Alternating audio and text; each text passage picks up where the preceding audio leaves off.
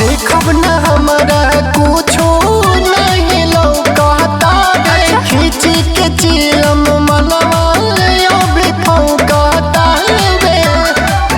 कहाँ बड़ा बुलावत हम जस्ट बनी हो बुझला